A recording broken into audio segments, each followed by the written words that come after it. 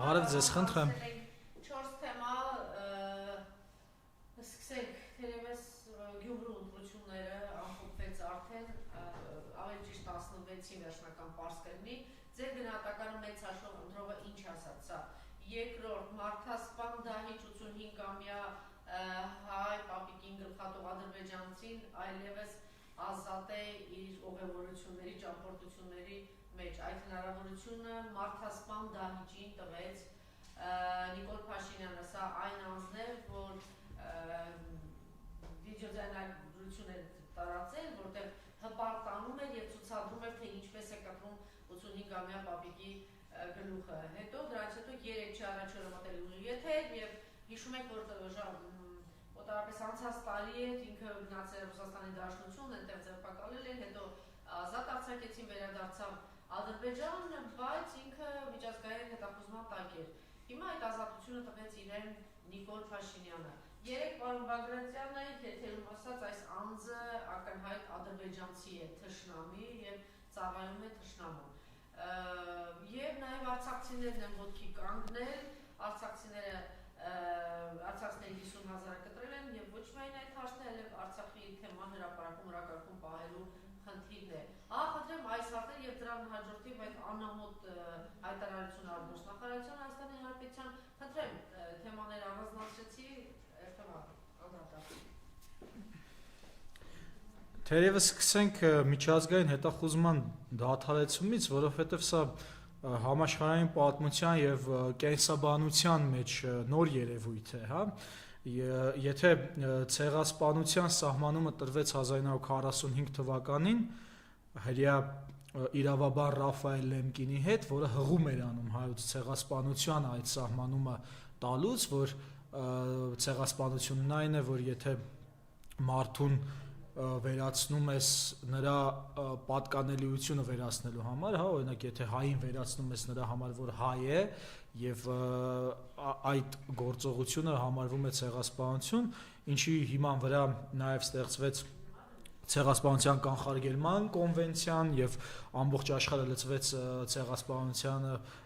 ցեղասպանությունները կանխարգելելու գործում, թեև չէր կանխարգելվում այնպես ինչպես կուզեինք, բայց համենայն դեպս հանցագործը ստանում էր իր պատիժը, հա, ինչպես ասենք հոլոքոստի պարագայում ստացան իրենց պատիժը, ինչպես ասենք Դարֆուրի ցեղասպանության պարագայում, ինչպես ասենք Կամբոջայի ցեղասպանությունում, Ռուանդայի ցեղասպանությունում և կստանային իրենց պատիժը հայոց ցեղասպանության պարագայում, եթե հենց ցեղասպանները չգային ու վերցնեին հայերի շահերը սպասարկող լծակները, որպեսզի պարզեցնեմ, չգային զավթեին Հայաստանը, հա, հենց հայերի լեզվով։ Եվ սա այս գործողությունը միջազգային հետախուզումից հանելը մարդուն, որը գլխատել է 85-ամյա հայի Արցախում,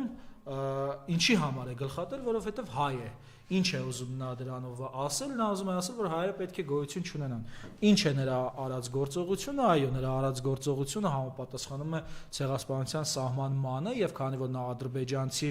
տերորիստ էր, հենց Ադրբեջանի պատասխանատվության տակ էր մտնում սա։ Հիմա, եթե այդ մարդու նկատմամբ միջազգային հետախուզումը հայտարարված որպես լավ հենց ցեղասպանը մի կողմ, այլ որպես հանցագործ, որը անպաշտպան տարեց մարդուն սպանել է, հա։ Ինչ է սրանից ենթադրում։ Սրանից ենթադրում է, որ կոծկում են հանցագործությունը, որովհետև եթե հանցագործության մասին իմանալով չես հայտարարում, դա ևս հանցագործություն է, ճիշտ է։ Եթե օրինակ դուք տեսնեք հանկարծ ինչ-որ Նիկոլ Փաշինյանը միտեղ սենց որևէ մարդու սպանի, բնականաբար, եթե դուք դրա մասին չհայտնեք, դա ևս հանցագործություն է։ Հիմա, այս իմաստով, ինչ է կատարվում։ Նիկոլ Փաշինյանը արդեն հայտնել է, որ ինքը միջազգային դատարաններից հանելու է հայերի հայցերը, որոնք միեդում ունեինք հայցեր և քրեական դատարանում ունեինք, եթե չեմ սխալվում, միջազգային քրեական դատարանում, Բայց նա որոշել է, որ այդ հայցերը պետք է հանի, որոնք նաև վերաբերում են մարդկության դեմ հանցագործությանը, հա, ասենք այդ ռասիստական այն հիմնավորմանը, որ Ադրբեջանը ռասիստական պետություն է։ Հիմա եթե դու այդ ամեն ինչը փաստորեն հանում ես, դու ինչ ես անում, դու նպաստում ես, մթնոլորտ ես ստեղծում, որպեսզի այդ գործողությունները իրականանան, հա։ Օրինակ, եթե ինչ-որ մեկը բռնաբարել է աղջկա, եւ դու գնում ես այդ աղջկա բռնաբարության հայցը հանում ես, հա, նշանակում է դու ստեղծում ես մթնոլորտ, նպաստում ես, որպեսզի բռնաբարությունները շատանան աշխարհով մեկ։ Հիմա Նիկոլ Փաշինյանի եւ ԿՊ-ի արածը հետեւյալն է, նրանք նպաստում են ցեղասպանությանը իրենց արածով։ Նրանք այսինքն ցեղասպան են։ Սա մի քիչ տարօրինակ երևույթ է, ընդհանրապես մենք մեզ հայտնի էր, որ ցեղասպանությունները տեղի են ունենում, օրինակ, ասենք, բանով, հա, աքսորելով Սիրիա կամ Գազախցիկներում խեղդելով մարդկանց կամ ուղղակի փողոցում սպանելով կամ ինչպես տեսանք վերջերս Սիրիայում փողոցում մարդկանց ոնց էին սպանում, մենք այդպես գիտեինք ցեղասպանությունը, բայց քանի որ 21-րդ դարը սիրում է անգլերեն բառեր եւ երևույթները նկարագրում է անգլերեն, սա մենք կարող ենք ասել, որ քաղաքացիական պայմանագիրը smart ցեղասպան կազմակերպություն է։ Smart նշանակում է խելամիտ կամ երբեմն նաև կարելի է խորամանկ կիրառելիությունը անել, իրանք խորամանկ ցեղասպաններ են։ Ինչու՞, որովհետև նրանք ուղիղ ինձ եւ ձեզ չեն սպանում է Ադրբեջանը, բայց նրանք թույլ չեն տալիս, որպեսզի մենք կարողանանք խոչընդոտենք, կանխարգելենք Ադրբեջանի վայրագությունները, հանելով միջազգային հետախուզումները եւ հանելով միջազգային դատարաններից մեր հայցերը։ Ընդ որում տեսեք, կարող էր ինչի, ասեք, այդ հայցերը տալ օրինակ անհատները, Արցախում ինչ որ մեկի ընտանիքի հանդեպ իրականացվել է այդ երևույթը կամ Հայաստանում, ասենք, բայց գնում են ու ասենք հայցերը հանում են, բայց ժամկետ կա, հիմա այդ ժամկետի մեջ այդ մյուս մարդիկ չեն տեղավորվի, որպեսզի դատի տան։ Ստեղից կարելի է ենթադրել, որ Ալիևի եւ Նիկոլի պայմանավորվածության արդյունքում է այս ամեն ինչը կատարվում։ Իհարկե կարելի է ենթադրել, ընդհանրապես Ալիևի եւ Նիկոլի եւ ԿՊ-ի իրականացրած արշավը բան է, սինխրոնիզացված է եւ մի կողմից հենց սա է, հա, այդ խելամիտ, այդ smart կոչվածը, մի կողմից Ադրբեջանն է, որը հայերի համար հայտնի բան է, մյուս կողմից ԿՊ-ն է, որը կամաց է բացահայտվում, չնայած արդեն 20 թվականից նոյեմբերի 9-ից արդեն լրիվ բացահայտված էին, եւ այո, մենք գործ ունենք օրինակ բանի ինքն իր ժողովրդին ցեղասպանող երևույթի հետ, այսպիսի բան եւ նաեւ Կամբոջայում է եղել, որտեղ այդ Խմեր ռուժ կուսակցությունը, որը իշխանության էր եկել, նրանք բան էին, կոմունիստական կուսակցություն էին, ու նրանք ուղղակի վերացնում էին իրենց ժողովրդին, խայտարակ բաներ էին անում։ Իհարկե Կամբոջայի ցեղասպանությունը smart չէր, որովհետև տարիներ հետո նրանք Փոլ Փոթի այդ գլխավորությամբ ստացան իրենց արժանի պատիժը, այս պարագայում արդեն smart է, որովհետև մի կողմից Ադրբեջանը ոչնչացնում է քեզ, մյուս կողմից նա ով պատասխանատու է այդ ոչնչացումը կանխելու համար, կանաչ լույս է վառում դրա համար։ Ուրեմն պետք է անունները իրենց անունով կոչենք, հա, ընդհանրապես հանրությունը սովոր է, հա, իր վերաբերմունքը արտահայտել ցեղասպանների նկատմամբ նրանց խորհրդանիշները ոչնչացնելով, եւ դա նորմալ երևույթ է, օրինակ ֆաշիստական դրոշը որ կար այդ սվաստիկայով, այրում էին, հայերը ընդհանրապես բան են անում, Թուրքիայի եւ Ադրբեջանի դրոշներն են այրում, եւ դա ողջունելի է, դա շատ քաղաքակիրթ է, որ մարդը իր վերաբերմունքն է արտահայտում ցեղասպանների սիմվոլիկայի նկատմամբ։ Դա պիտի միշտ լինի, մարդը պետք է ցույց տա իր դիրքորոշումը ոչնչացնելով ցեղասպանության սիմվոլներով, այսինքն հայտարարելով, որ ինքը դեմ է ցեղասպանությանը։ Եվ այդ կապակցությամբ ճիշտ է քաղաքացիական պայմանագրի լոգոն, որպես տարբերանշան, որպես իրենց դրոշ, այրելը, որովհետև այդ լոգոյի տակ թաքնված է smart genocide, հա, գենոցիդը, խելամիտ գենոցիդ է, այսպես ասած, որը փոխկապակցված է Թուրքիայի եւ Ադրբեջանի հետ։ Այնպես որ պետք է հասկանանք, որ մենք այո օկուպացիայի մեջ ենք ապրում եւ այդ օկուպացիայից անպայման դուրս ենք գալու, որովհետեւ մեր մտքից է արդեն դուրս գա, մեր մտքի մեջ է արդեն կամաց մտնում ցեղասպանության կանխարգելումը իր ուղնուցուցով, անկախ նրանից, հա, որ սրանք երկրով մեկ ինչ որ իրենց տեսակի էլեմենտներ են ստեղծում, նկատի ունեմ նրան, ովքեր Արցախում բնակվող հայերին ինչ խոսք ասես չեն ասում, հələ գնացեք մեր երկրից, այս բոլոր խոսքերը կրկին իրենք բան են, ցեղասպանական բառապաշար են, որովհետև եթե դու մարդուն, այսինքն էթնիկ զտման ես ենթարկում ստեղից, դե պարզ է, հա, այսինքն փոխկապակցված է այդ ամեն ինչը։ Եթե ԿՊ-ն ցեղասպանը, բնականաբար այդ տարածքում նաև կլինեն այդ փոքրիկ sense թզուկական բաները, ցեղասպանիկները, գենոցիդիկները, որոնք էշեջ դուրս են տալիս իրենց բաներով, հեռախոսներով եւ լայվերով։ Ու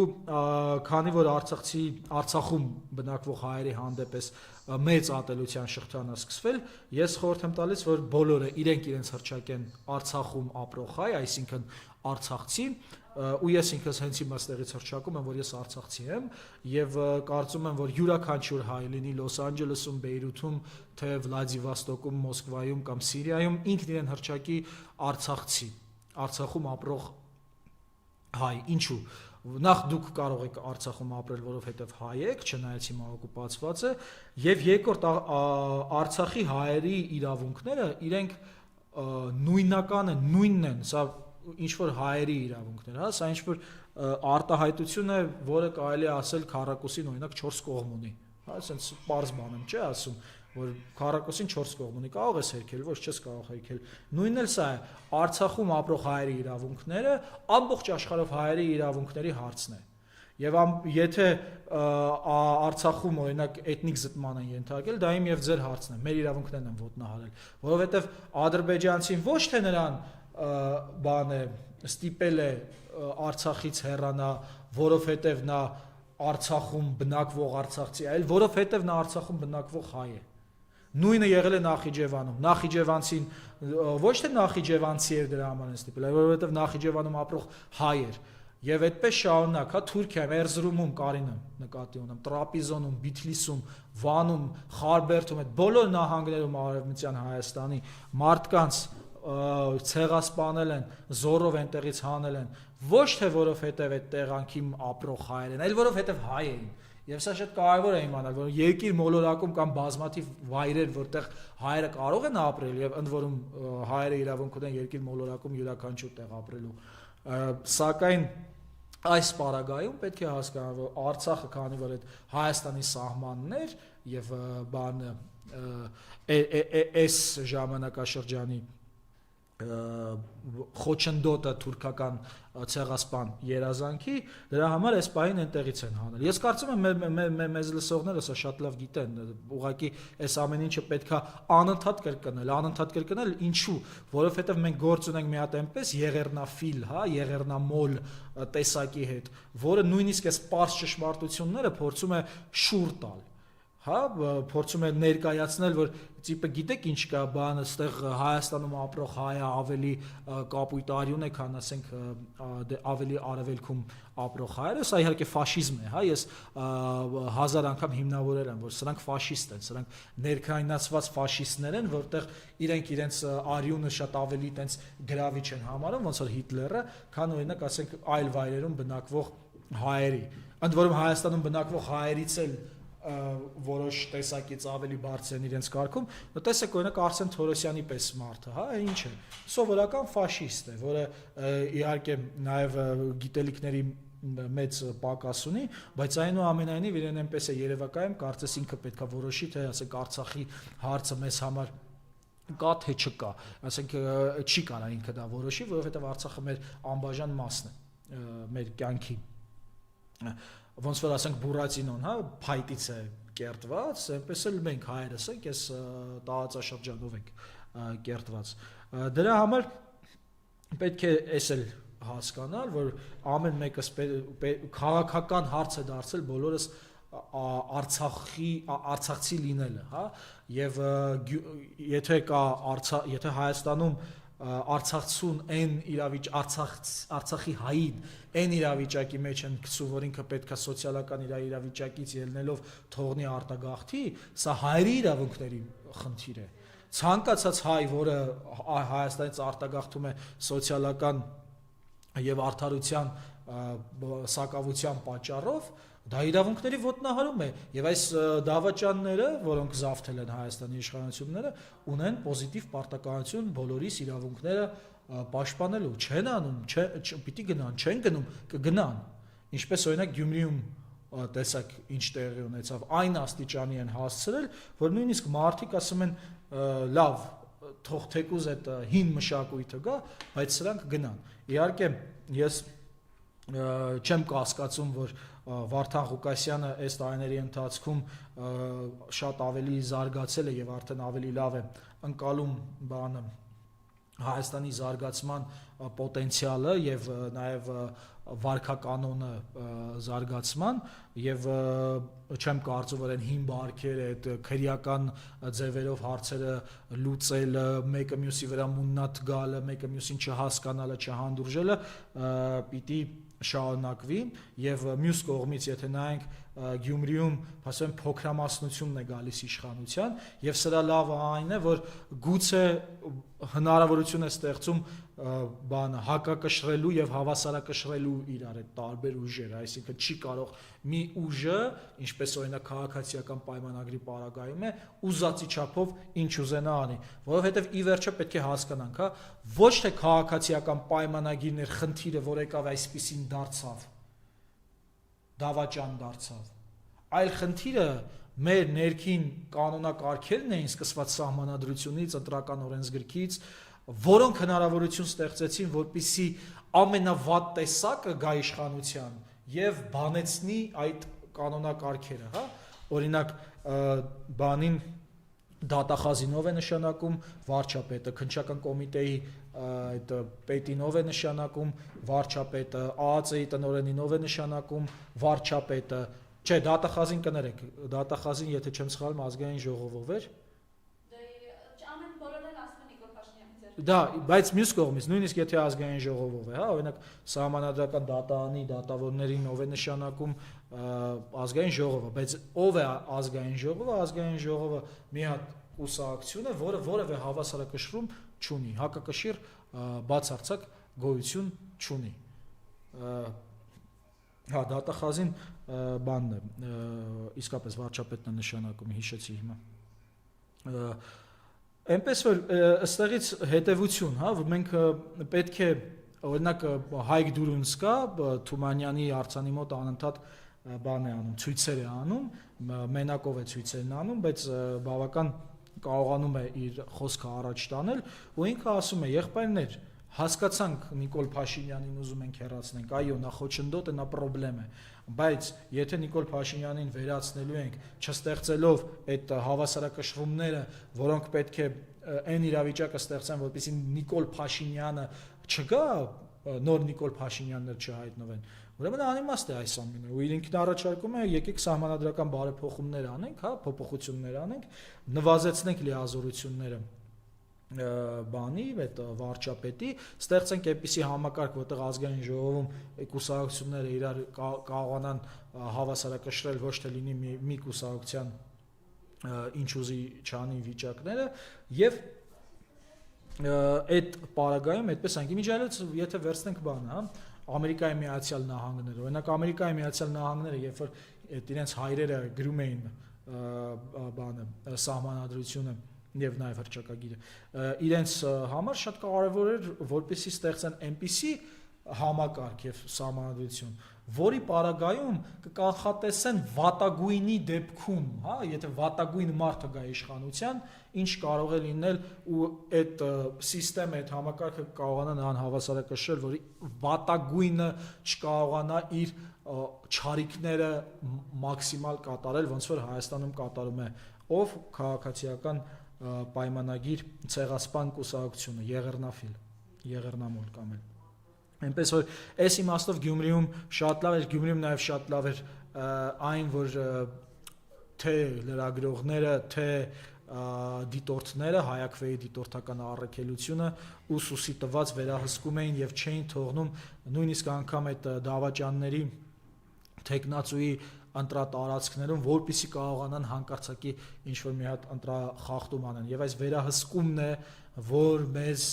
պետք է բերի այդ ժողովրդավարական համակարգը պահպանելու իրավիճակին, որ այս Նիկոլի նման դիկտատորներ չգան ու միանձնյա, ասենք Գորիս Կապան ճանապարհը չկարողանան հանձնեն կամ Տավուշի տարածքները չկարողանան հանձնեն կամ Արցախը չկարողանան հանձնեն կամ չկարողանան հայերի դեմ ատելություն քարոզեն, ոնց որ հիմա անում են Արցախի բնակվող հայերի նկատմամբ։ Դրա համար նաև ողջունելի է, գիտեք ինչը, որ նայեք, եթե նախորդ ընտրությունների ժամանակ 2008-ին կամ 2000 վերջինը որն էր 18-ին, հա, եթե 18-ին էլ այդ դիտորդական առաքելությունները իրականացվում էին ավելի դրսի կորիզով, որովհետև արևմուտքն էր այդ ժողովրդավարական ինստիտուտների հենարանը ու իրանք շահագրգռված էին, որ Հայաստանում ստեղծվի, ասենք, դիտորդներ, ստեղծվեն, ասենք, այդ լրագրողական թիմեր, որոնք կվերահսկեն ընտրությունները։ Օրինակ, ասենք 2008 թվականին մեծ ներդրում ունեցավ Ազատություն ռադիոկայանը կեղծ ինֆորմացիա տարածելով ու գրգռելով հասարակությանը, հա,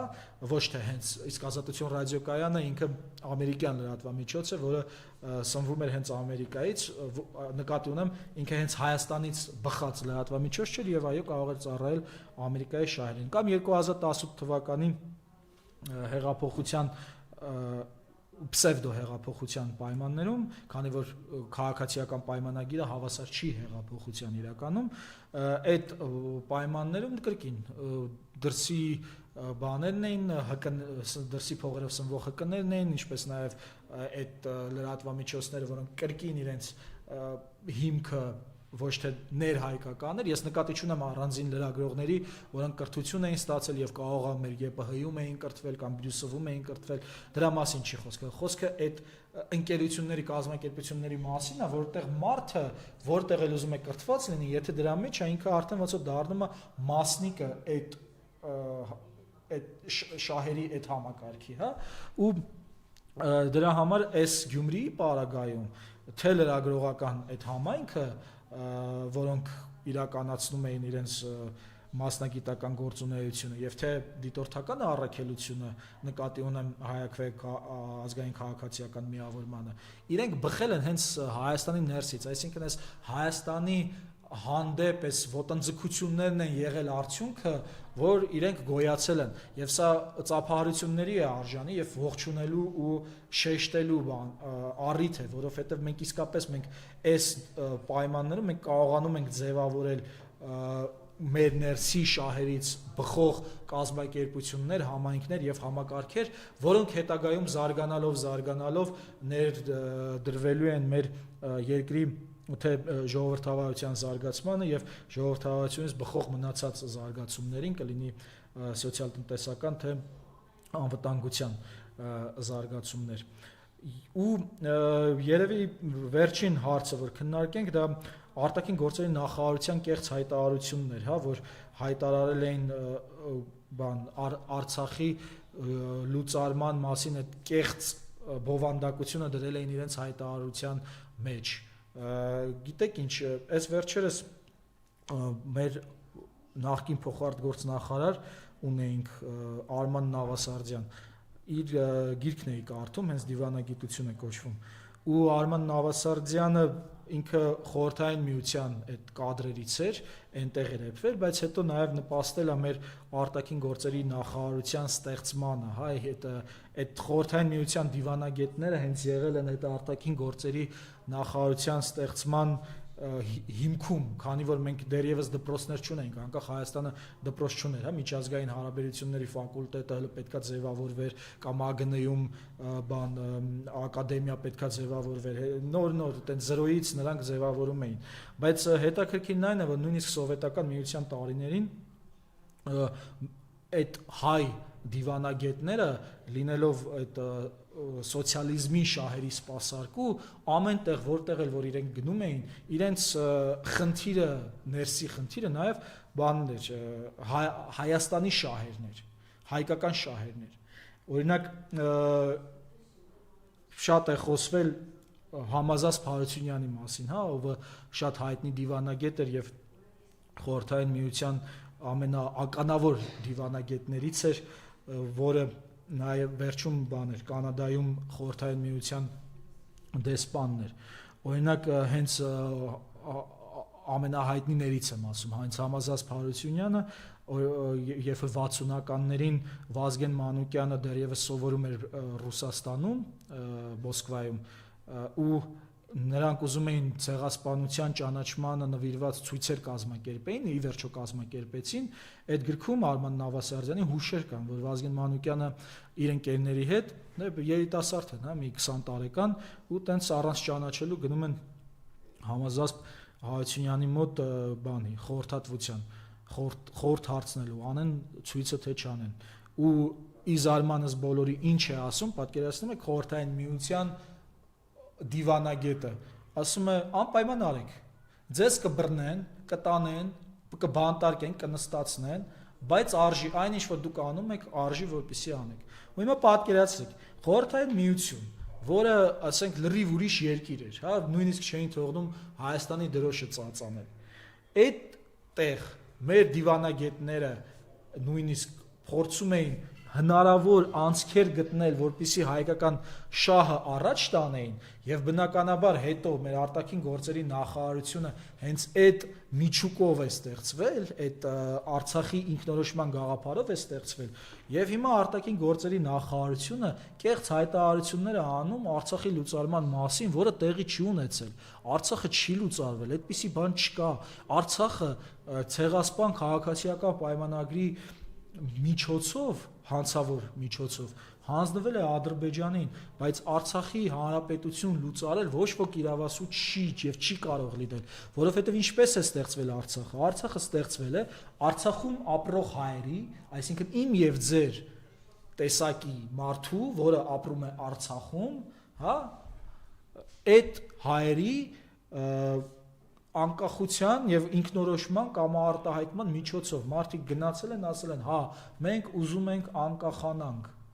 Եվ եթե նրանք են որոշել, չէ, այն ժամանակ քանի երևի մի 200,000, չէ, 130,000 մարդ էր այն ժամանակ, հետո դարձավ ենթադրենք 150,000 էր արդեն, 149,000 էր վերջի տվյալներով։ Այդ մարդկանց որոշումն է եղել Արցախը ստեղծել, եւ ով որոշել է ստեղծել Արցախը, նա էլ իրավասու է այդ երկրի հետ անել այն, ինչ ուզում է, եւ բնականաբար նա չէր լուծարելու դա, որովհետեւ Արցախի ինքնորոշումը ստեղծվել է հենց Ադրբեջանից պաշտպանվելու համար։ Կուզեք ավելի հեռուն գնանք, ցեղասպանությունից պաշտպանվելու համար էր ստեղծվել Արցախը, որովհետեւ Արցախի ինքնորոշմանը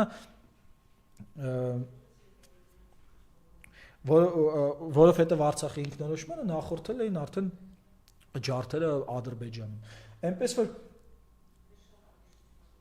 լուծարման մասին խոսելը արդեն աբսուրդ է, իսկ եթե դա անում է Հայաստանի դե ֆակտո արտաքին գործերի